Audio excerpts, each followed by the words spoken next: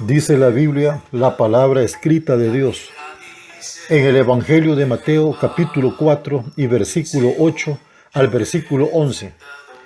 Otra vez le llevó el diablo a un monte muy alto y le mostró todos los reinos del mundo y la gloria de ellos. Y le dijo: todo esto te daré si postrado me adorares. Entonces Jesús le dijo: vete, Satanás, porque escrito está: al Señor tu Dios adorarás y a Él solo servirás. El diablo entonces le dejó, y he aquí vinieron ángeles y le servían. He tenido la oportunidad de conversar con algunos cristianos sobre las convicciones y la fidelidad a nuestro Señor Jesús, el Cristo. Y en cierta ocasión alguien me dijo que como cristiano su debilidad es la atracción hacia el sexo femenino. Y en otra ocasión un cristiano también me decía que su debilidad son las bebidas alcohólicas. También recuerdo que en la década de los 80, en nuestro país, El Salvador, cuando vivíamos la guerra, le hablaba a un militar de Cristo para su salvación y vida eterna. Y me dijo que él había sido cristiano y también había sido pastor de la iglesia local de la misión a la cual pertenecía. Pero ahora, estando en el servicio militar obligatorio, le era imposible ser un cristiano. Ahora pregunto, ¿hasta dónde tú serías capaz de mantener tu fe o tus convicciones sobre la base en la palabra y en las promesas de nuestro Señor Jesucristo, el Hijo de Dios, quien vive por los siglos de los siglos? En la Biblia tenemos en Cristo el ejemplo máximo o el ejemplo cumbre para cristianos y no cristianos de las verdaderas convicciones bíblicas, para que en aquel día podamos ser exaltados por Dios.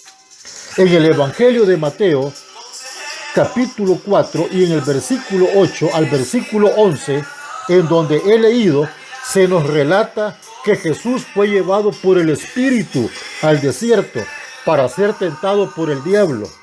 Y en la tercera tentación, el diablo lo llevó a un monte muy alto y desde ahí le mostró todos los reinos del mundo y la gloria de ellos. Y el diablo le dijo: todo esto te daré si postrado me adorares. En el versículo 10, Cristo le dijo al diablo: vete, Satanás, porque escrito está: al Señor tu Dios adorarás y a Él solo servirás. Nuestro Señor Jesús el Cristo, en la tercera y última tentación en el desierto, rechazó el ofrecimiento de Satanás, manteniéndose firme en las convicciones, la cual era el de ir a la cruz y dar su vida en sacrificio para redimir al pecador arrepentido. Y un día, cuando la humanidad esté experimentando la justa ira de Dios, Cristo reclamará para sí todos los reinos del mundo.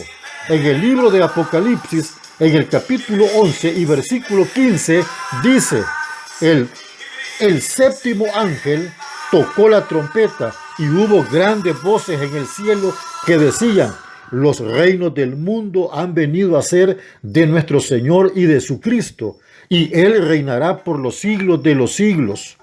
Ahora bien, nosotros debemos de ser fieles a Dios y mantenernos firmes en nuestras convicciones bíblicas para tener herencia en el reino de los cielos.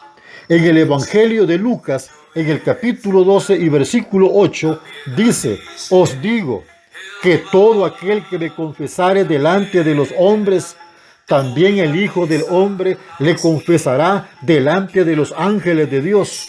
El versículo 9 también nos dice: mas el que me negare delante de los hombres será negado delante de los ángeles de Dios. Ahora hago el llamado a mis hermanos en la fe en Cristo.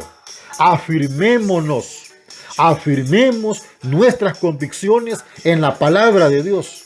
Y a los amigos les llamo a reconciliarse con Dios el Padre Celestial, viniendo a Cristo arrepentido, confesando tu culpabilidad a causa de tus pecados, y Él te perdonará. Dice la carta del apóstol Pablo a los Efesios en el capítulo 1 y versículo 7, en quien tenemos redención por su sangre, el perdón de pecados, según las riquezas de su gracia. Dios les bendiga.